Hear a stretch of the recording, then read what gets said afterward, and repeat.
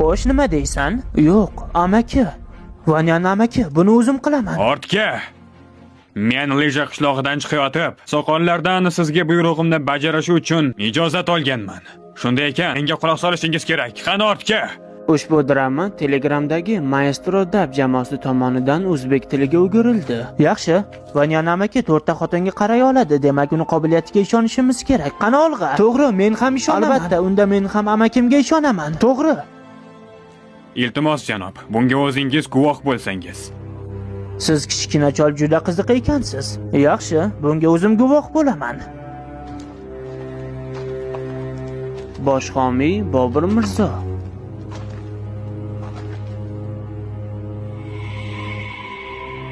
Bu nimani anglatadi? Keksa yigit menimcha taslim bo'lmoqchi. Shundaymi? Janob, mana bu og'irligi 10 ta xalta chiqadigan narsadan og'irrog'i yo'qmi? Shundaymi? Janob, mana bu og'irligi 10 ta xalta chiqadigan narsadan og'irrog'i yo'qmi? Siz Lejiya qishlog'i nega ahmoqni yubordingiz? Sizlarda og'ir tosh ko'taradigan odam yo'qmi? Nima, meni masxara qilyapsanmi? Men bunday demadim. Qari yigit, menimcha vaqtni cho'zyapsan, vaqt tugadi. Lejiya qishlog'idagi hamma hozir meni boshliq qilib olsa, u yutqizgan taqdirda ham men sizni oziq-ovqat bilan ta'minlayman. La'nati, sen Vujajidan kelgan ahmoqsan. Seningcha Li amakiga xiyonat qilishimiz kerakmi? Tushingda ko'rasan. Bas qiling. Vanyan amaki meni otamni qasamxo'r birodari. Biz Vanyan amakiga ishonamiz. Unga ishonamiz. Och qolishdan qo'rqib taslim bo'ladi deb o'yladingizmi? Buni iloji yo'q. Jim bo'ling. Bizni kazarmamizda 400 kilolik tosh bor. Hozirgacha butun lagerda uni hech kim ko'tara olmagan. Rostdan ham sinab ko'rmoqchimisiz? Bor bo'lsa, sinab ko'rishga tayyorman. Yaxshi. 400 kilo. Men ko'pi bilan 100 kilo ko'tara olaman. 400 kilo odamni o'ldirib qo'yadi, Van amaki. Vanyan amaki, nega 200 kiloni ko'tarmaysiz? Har holda uni ko'tarsangiz biz g'alaba qozonamiz. To'g'ri.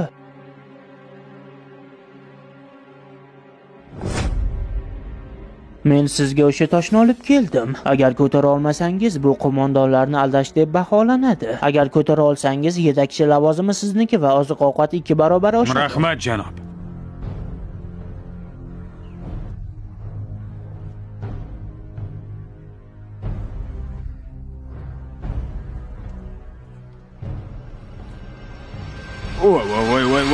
Voy, belimni cho'zishdan chiqibdi-ku. Qari chol, agar ko'tara olmasang, bizni vaqtimizni olma. Vaqtimizni bekorga sarflama. Kattalar shoshilmaydi, tentak. Nega shoshilyapsan? Nima qildi? Belimni cho'zib oldim. Nima sen belimga qorovulmisan? Agar ko'tara olmasangiz, bu beshboshi sizni o'limdan ham battar hayotga duchor qiladi. Yaxshi.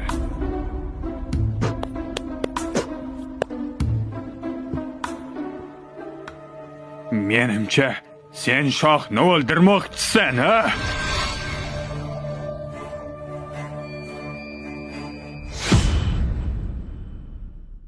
Nima?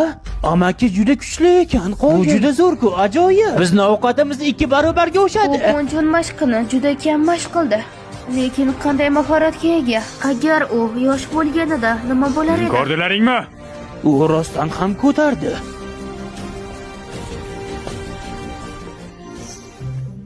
Boya gaplashgan gaplarimiz hali ham o'z kuchidami? Albatta kuchida. Nega oldin buni yerga qo'yib olmaysiz, a? Siz uni ushlab turibsiz, u tushib ketishi mumkin.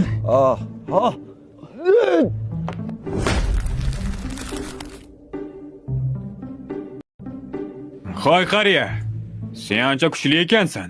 Isming nima? Janob sizdan so'rayaptilar, tezda javob bering. Janob, men bir oddiy qulingiz Li Vanyanman. Ha? Menga o'zingcha mulozamat ko'rsatmayapsanmi ish qilib? Men shunchaki kundalik ishni bajardim, janob. Ha, yosh komandor. Seni jang maydoniga borishingni intiqlik bilan kutaman. Yo'zang, bugundan boshlab bu odam meni qo'l ostingda bo'ladi. Tushunarli, janob. Davom etinglar.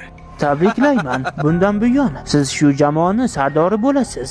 Ismim Lutyen va men sizni komandiringizman. Yaxshi ishlang. O'rinbosar lavozimini sizga saqlab qo'yaman. Janob, menchi?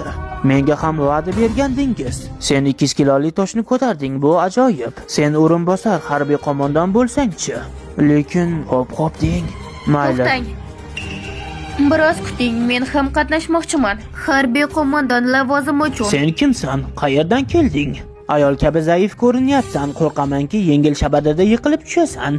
O'sha chol bizni akamizni uslubini ko'chirib olib 400 kiloli toshni ko'tardi, lekin sen kimsan? O'zingni kim deb o'ylayapsan? Men ham bu to'riz o'qdoriga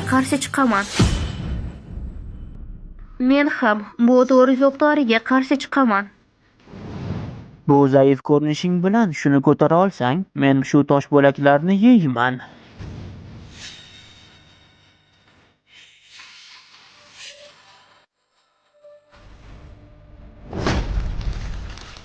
Odatda hatto 10 mingta askardan birortasi ham uni ko'tara olmasdi, lekin bugun bu narsa 2 marta ro'y berdi. Bugun qanday kun? Qoidalarga ko'ra siz qo'mondon o'rinbosari bo'ldingiz. Boshqa e'tiroz bildiradiganlar bormi? Hech kimda e'tiroz bo'lmasa, siz ikkingiz